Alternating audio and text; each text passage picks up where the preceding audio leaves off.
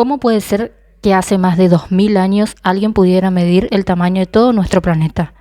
Y no solo eso, sino hacerlo usando la sombra de un palo. Y bueno, un poco de geometría. Suena casi a magia, ¿no? Pero es uno de los triunfos más puros del intelecto humano. Y lo más increíble es que no necesitó tecnología avanzada ni nada por el estilo. Lo que necesitó fue algo mucho más poderoso, una observación, una pregunta curiosa y la audacia de conectar las piezas. Justo de eso vamos a hablar hoy. Nos vamos a sumergir en la historia de Eratóstenes, este sabio de la antigua Grecia, y su cálculo que es famosísimo de la circunferencia de la Tierra. Pero la meta no es solo entender el cómo, que ya de por sí es fascinante, es entender el por qué fue tan revolucionario, es la historia de cómo la sombra cambió nuestra idea del mundo. A ver, entonces, transportémonos a esta época. Estamos en el siglo III a.C. y hay que entender algo clave del ambiente intelectual de ese momento. Para los eruditos griegos, la idea de una tierra plana ya estaba, digamos, bastante superada. Ellos ya sabían que era redonda. Por los eclipses, por cómo desaparecían los barcos en el horizonte, la pregunta no era la forma, sino el tamaño. ¿Qué tan grande es esta esfera en la que vivimos? Una pregunta que abruma, ¿no? O sea, ¿por dónde empiezas a medir algo así? No podés, rodear el planeta con una cinta. Parecía un problema totalmente fuera de la escala humana. Y sin embargo la clave estaba ahí, esperando en un dato que parece trivial, en un lugarcito del mundo, y ese lugar era una ciudad al sur de Egipto, Siena, que hoy conocemos como Asuán. Allí pasaba algo muy, muy particular cada año. Justo al mediodía del solsticio de verano, el sol caía de forma perfectamente vertical, cenital. O sea que una columna no proyectaba sombra, nada de sombra. Y dicen que si te asomabas a un pozo profundo, la luz del sol iluminaba el agua del fondo por completo. El sol estaba literalmente sobre sus cabezas. Y lo fascinante aquí es la geografía. No era magia, era la posición del planeta. Siena estaba ubicado casi sobre la línea del trópico de Cáncer. Y el día del solsticio de verano es cuando el eje de la Tierra, por su inclinación, apunta más directamente hacia el Sol en el hemisferio norte. Entonces, para alguien en esa latitud, el Sol llega a su punto más alto, al cenit. Es un evento astronómico y geográfico muy preciso, un evento que no pasa en cualquier ciudad. Era un lugar único para esa observación, y por suerte, este dato tan curioso no pasó desapercibido. La noticia viajó seguramente cientos de kilómetros al norte hasta llegar a oídos de nuestro protagonista, Eratóstenes, que no era cualquiera, era el director de la famosísima Biblioteca de Alejandría. Y tenemos que detenernos un segundo acá. La Biblioteca de Alejandría no era solo un lugar con libros, era el centro del conocimiento del mundo antiguo. Era como el internet de esa época. Eratóstenes estaba a cargo de todo eso, recibía informes de viajeros, datos, de todo. Al escuchar sobre el fenómeno de Siena, su mente de erudito simplemente conectó los puntos y se hizo una pregunta clave. Aquí, en Alejandría, donde estoy yo, ¿pasa lo mismo? La curiosidad en estado puro. Y esa pregunta le llevó a diseñar un experimento de una simplicidad brillante. No necesitó nada complicado. Esperó al siguiente solsticio de verano.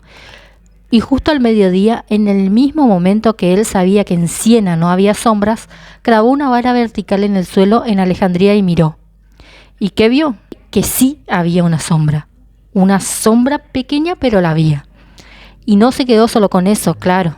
La midió, usando geometría. Calculó el ángulo que formaban los rayos del sol con la vara y el ángulo era de unos 7.2 grados. Y ese es el momento eureka. Para cualquier otra persona, una sombrita de 7 grados no significa nada.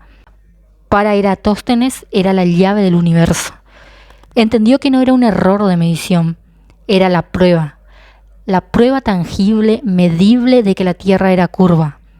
A ver, expliquemos bien ese salto mental. ¿Por qué una sombra aquí y no allá prueba que la Tierra es redonda? La respuesta es porque se basa en una suposición que él hizo y que era correcta.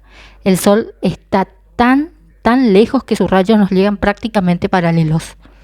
Entonces, imagina que la Tierra fuera plana.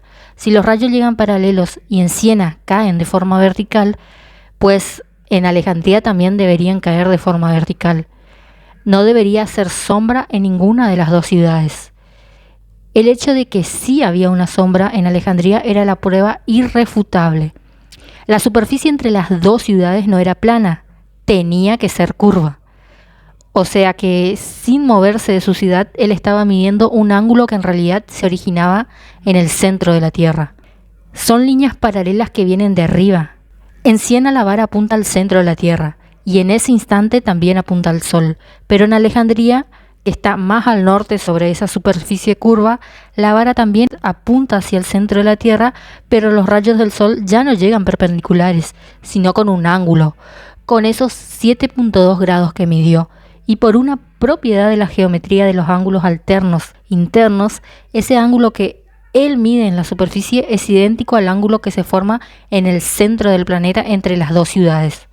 ¡Wow! Y aquí la cosa se pone, si cabe, más elegante todavía. Vamos a desglosar el cálculo porque es asombrosamente sencillo. Él tenía ese ángulo de 7.2 grados y sabía que un círculo completo tiene 360 grados. Así que hizo una división muy simple. ¿Cuántas veces cabe mi rebanada de 7.2 grados en el pastel completo de 360?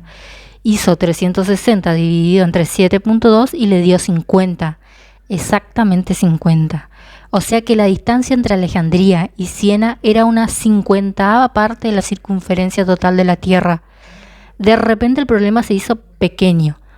El acertijo se estaba resolviendo. Ahora solo faltaba una pieza de información muy terrenal, la distancia. La distancia real en el suelo entre esas dos ciudades. Si sabía eso, solo tenía que multiplicarlo por 50. Y aquí volvemos a la importancia de que él fuera el director de la biblioteca. No tuvo que ir a medirlo él mismo, claro que no. Tenía acceso a los mejores datos disponibles y esa ruta de Siena a Alejandría era muy transitada. Una ruta comercial, militar, estaba bien medida. Se cree que la midieron los bematistas. Eran agrimensores del ejército. Estaban entrenados para medir distancias larguísimas contando sus pasos, con una regularidad asombrosa. Hoy usamos satélites y ellos tenían contadores de paso profesionales. Bueno, él tenía esa distancia que era de unos 5.000 estadios, así que hizo la última operación. 5.000 estadios por 50 y el resultado 250.000 estadios. Eso era una estimación para la circunferencia de la Tierra. Su brillantez fue conectar su observación astronómica, su geometría, con un dato práctico medido sobre el terreno. Pero, ¿cómo podía estar seguro de que la distancia de los bematistas era correcta? El camino no era una línea recta. Seguía el Nilo y medir un ángulo de 7.2 grados con un palo, el margen de error podía ser gigante. La pregunta es, ¿qué tan cerca estuvo del valor real que conocemos hoy? Esa es la pregunta del millón. Y lo que más ha fascinado a los historiadores por siglos. Había muchas fuentes de error. La distancia no era perfecta norte-sur. Siena no estaba exactamente en el trópico. Y medir el ángulo con un gnomón, que es un palo, tiene sus limitaciones. Y luego está la unidad de medida. Ahí está la mayor incertidumbre para nosotros hoy, el estadio. No había un sistema métrico. ¿Cuánto medía un estadio? Ese es el problema. Era literalmente la longitud de un estadio deportivo. Pero había diferentes estándares. El olímpico, el egipcio, no sabemos cuál usó él. Sin embargo, los académicos calculan que su resultado final se desvía del valor moderno, que son unos 40.000 kilómetros. Su error está en un rango que va desde un increíble 2% hasta un máximo de 15%. A ver, pero incluso en el peor de los casos un error del 15% es alucinante. Lo hizo con una vara, datos de contadores de paso y su cerebro. Es una proeza. Lo más importante no es si su error fue del 2 o del 15%. Lo revolucionario es el método, la idea. Convirtió una sombra, algo tan efímero, tan común, en una regla para medir el planeta. Siempre que pienso en esta historia me detengo a pensar en el momento en el que Eratóstenes vio esa sombra en Alejandría. Para él no era solo una sombra, era la curvatura del planeta manifestándose a sus pies. Fue el puente entre la teoría y el resultado. Y con esto solo queda desear un feliz solsticio ya sea inicio del verano o el invierno, dependiendo de en qué parte de este gran mundo redondo se encuentre quien esté escuchando esto hoy.